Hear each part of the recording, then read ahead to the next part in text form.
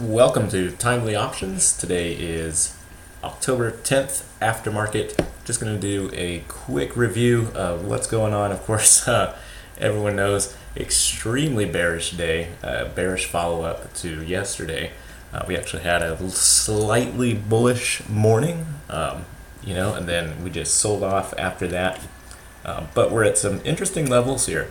On the S&P, you go back over the last 3 years, and you can see here, and here, and finally where we are now. We actually have some momentum. We could go lower here, and also on the RSI, look, we're very close to bottoming. We've been lower historically in the past. So the market, I'm expecting to just kind of hover around this 200-day moving average that we're currently, we finally got super close to today. At the very end of the day, 200-day moving average for the S&P is at 1905, and we just finished here at 1906 today. So very, very, very close to that bottom. I'm not backing up the truck and loading up on any stocks for sure. I took on a speculative position in Twitter in the last half of the day here. Just because that stock has shown so much strength and so much beta recently that if we do get just a little bit of a bounce, then I'd be willing to just take some profit off the table really quick. Something else I looked at today is the XLE. So if you follow my Twitter feed, then you know that I'm watching USO for a possible trade at 31, and then I'd buy a 2-week an option expiring 2 weeks later. Expecting the USO fund to go up to about 3280, 3290 area. But let's take a look at the XLE, which is the Spider Trust Energy Select Index. So, for a lot of energy stocks, oil, natural gas, coal, etc., we have this interesting level here going back 3 years, right around the 80 to 81 zone, and you can see that it's provided resistance, pivot point, and now I'm looking for a support point. We haven't actually hit it yet. XLE has gotten as low as 82.47, so there's still it could still come down to 81.79, even maybe all the way down to the 80 area in the next few days. And I have my alert set at $31 for USO. And so I wouldn't be surprised if next week that alert triggers and puts me into a position on USO. Also, we'll take a look here at GOOG, or Google. So Google's a fantastic stock. Of course, one of the biggest tech companies. Here we have a 3-year line, and Google I'm watching because last year I made 800% playing Google earnings, this exact earnings coming up, as a matter of fact. So what I found last year is that we had this nice long trend channel, and we actually bottomed out. I don't know if you can remember back that far, but of course the government shut down last year. And Google got all the way down to this bottom of this trend line that I drew using these 2 points here. And so what I did is I created a channel out of that, and sure enough, just perfectly, Google went from the bottom of this channel all the way up to the very top of that channel the next earnings day, which was just over 1,000. And I really cleaned up on that trade. I can't say that I expect it to do the same thing again, but part of me feels like as soon as earnings season really gets into full swing here, that the market is so depressed, and that so far earnings have been, pretty good, except for the retail sector. I will say that, companies like Gap are really, really feeling the pain. JCPenney really feeling the pain. So careful with the retail sector there. But tech sector, I feel like, is grossly oversold at this point. We basically have given up all of the entire 5 months, pretty much erased everything that happened in the summer on tech stocks. So to me, I have to ask myself, you know, is that justified? I mean, you know, what fundamentally has changed in the market? You know, we have euro weakness, but you know, my opinion is that we've always had euro weakness. And Google, a lot of tech stocks I feel are not so dependent upon China, unless you're say Baidu or Weibo, or Europe for that matter. So Google I'm watching. I have an alert set here at 540, actually just below that, 539, but I'll probably change that to 540. And what I'm looking to do is buy either next week's 570 for about $3.70 each, or go out a couple weeks just in case there's a scenario where Google pops and then runs the next week after that, 2 weeks, 570 for about $5.80. I feel that would be a good deal.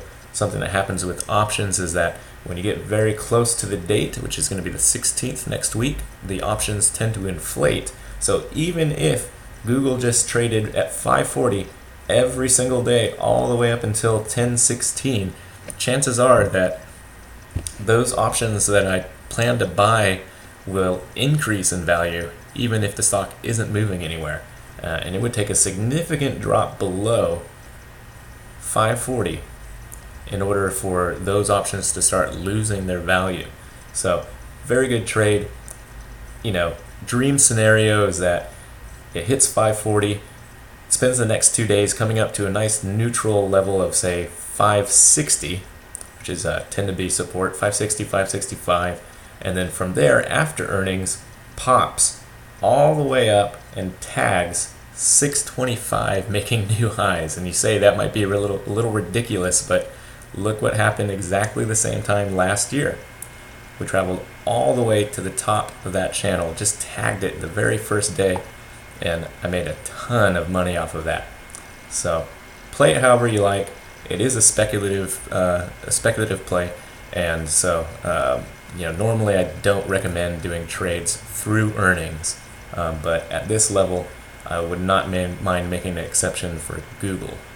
Another stock that I took a look at today. The reason I got into Twitter is that, look here, Twitter for the last, again, since summer, has traded very, very nicely within this channel here.